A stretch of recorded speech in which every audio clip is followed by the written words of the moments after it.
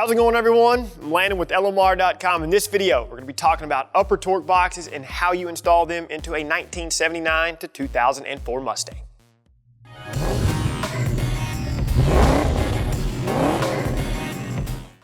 So the upper torque box, it's located just above the rear end and it's spot welded to the underside of the car. Over time, box body and SN95 Mustangs, they've lived a fairly tough life. Numerous launches on sticky tires and the other outlaw stuff we've all done to these cars. Well, all that fun, it takes a toll on the unibody chassis. In most cases, the torque boxes can be reinforced with our reinforcement kit. Now, obviously, a worst case scenario is going to be one where the torque boxes have started to separate from the body of the car. This will require someone to repair the torque box first and then reinforce it for preventive maintenance. So currently our torque box reinforcements are sold together, but for this video, we're just going to be talking about the upper torque boxes. If you would like to know more about the lowers and how to install them into your car, check out that video. The upper torque box reinforcements will consist of 2 large plates, 2 small plates, spacers, and retaining hardware. You can either bolt these in the car and call it a day, which is probably what most of you are going to do, or you can weld the larger plate to the floor after everything is bolted together for maximum strength. The upper reinforcements will fit 1979 to 2004 Mustangs except for the convertible models because of the factory installed chassis braces. Now, this is an install that is going to require some technical skill. You'll have to remove the rear upper control arms and the rear seats to gain access to the areas that you need.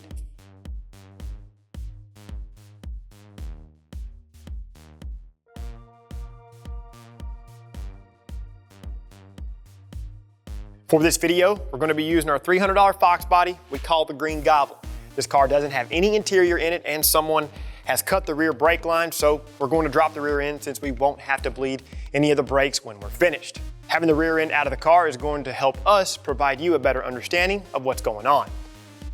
Prior to the install, make sure you have a good selection of tools to get the job done. This includes common garage tools such as hand tools, jacks and jack stands. You'll also want to have an assortment of drill bits, a good drill, some rust prohibitive paint, and I would recommend a stepped bit. That way you can enlarge the holes if you choose the route of drilling a pilot hole first. You'll also want to have a friend help assist with a few of the steps as well, as they can be kind of difficult to get to by yourself. So other than that, we're gonna get started. First thing you'll want to do is remove the rear seat backs and the seat bottom. Now this is a little different throughout the years, but it's pretty straightforward. Whenever the rear seats are removed, safely support the car via a lift or get it as high and as safe as you can if you're going to be working off of jack stands. Instead of supporting the car from the axle tubes, place the jack stands underneath the frame rails. Remove the rear upper control arm hardware and then remove them from the car. Because of the pinion angle, you may have to jack up on the front of the rear end so that you can easily remove the bolts. Slowly lower the rear end down as much as it will go, but be careful not to overextend the rear upper axle brake hose. Use this opportunity to thoroughly clean the torque box areas with an all-purpose cleaner or degreaser. Take the provided long M12 bolts and verify that they pass through the upper holes in the torque box. If they don't, elongate or widen the holes to accommodate the bolt. Verify that the bolt passes through each hole cleanly and is straight up and down. The smaller plates are side specific, so you can't mess these up and you'll easily be able to tell if you have the correct side or not. Hold the plate in position and verify that the holes are in line with the holes in the torque box. If it helps, you can mark this area for reference. Use a 1/2-inch drill bit and drill holes through the underbody of the car. When doing this, make sure that the drill bit is as straight up and down as you can get it. You can also use a smaller bit, such as a 3/8 bit, to serve as a pilot hole, and then you can open it up from the inside of the car with the step bit. Do the same for the other torque box. Now you can get inside of the car and prep the floor area for the upper reinforcement plate. Position the plate over the holes that you just drilled and then trace the plate with a marker. Remove the plate and then carefully heat the factory sound deadening material with a heat source. Whenever the material gets soft, use a razor blade and cut the marked areas. Reheat as needed, and then you can gently remove the material.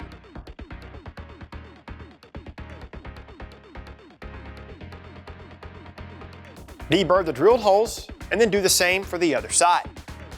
Now I want to temporarily install both sides so that you can mark the upper plates and drill the 2 3/8 holes with them removed from the car. Someone will have to be underneath the car and the other person is going to have to be inside of the car. Position the lower plate into place and feed the 2 M12 bolts through the holes.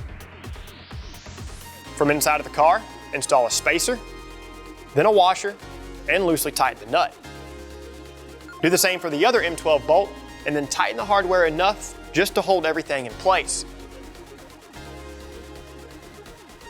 From underneath the car, use the 2 smaller holes in the lower plate as a template and drill completely through the floor with a 3/8 bit.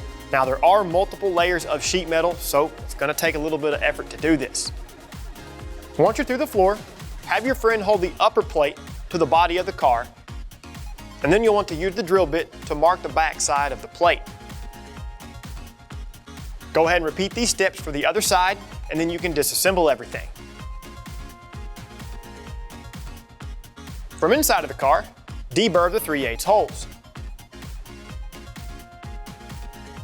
Now you can drill the upper plates off of the car. Use a 3/8 drill bit or a step bit, and then deburr both sides of the plates. If you're not welding the upper plate, go ahead and prep both plates and the spacers for paint. If you're welding the upper plate, just paint the lower plates. The upper plates and spacers will be painted after you weld them. Scuff these parts with a medium-duty scuff pad and then thoroughly wipe them down with a wax and grease remover. Be sure and paint these components in a well-lit and well-ventilated area using a coating or paint that offers good resistance to rust and corrosion. Thoroughly cover each part with paint. Allow adequate drying times between coats and rotate the parts as needed. Whenever you're finished, allow the paint to fully cure before assembly.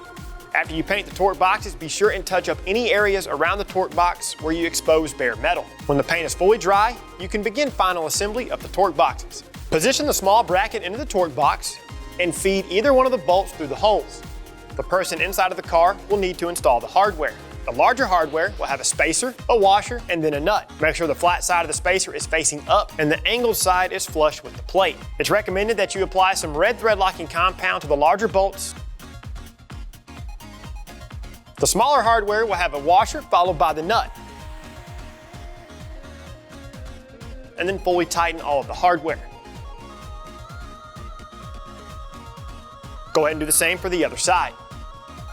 If you are going to be stitch welding the upper plate to the floor, you'll want to remove additional sound deadening material so that you can properly prep the area for welding. Once welded, mask the surrounding area and paint the plate with a rust prohibited paint. At this point, you can give everything a good final once over. You can reinstall your upper control arms and retighten the hardware. Get the car on the ground and reassemble your interior. After that, you're good to go.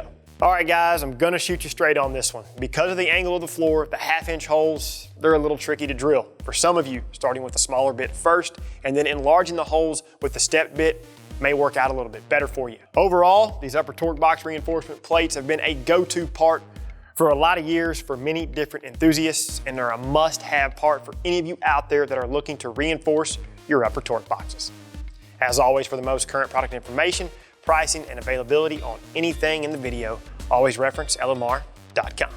If you liked this video or it helped you out, give it a thumbs up. Subscribe to our YouTube channel for more Fox Body and SN95 content. Turn on notifications, that way you're notified every time we release something new. Until next time, you guys know what to do for all things 1979 to present Mustang and SVT Lightning. Keep it right here with the real enthusiasts, LMR.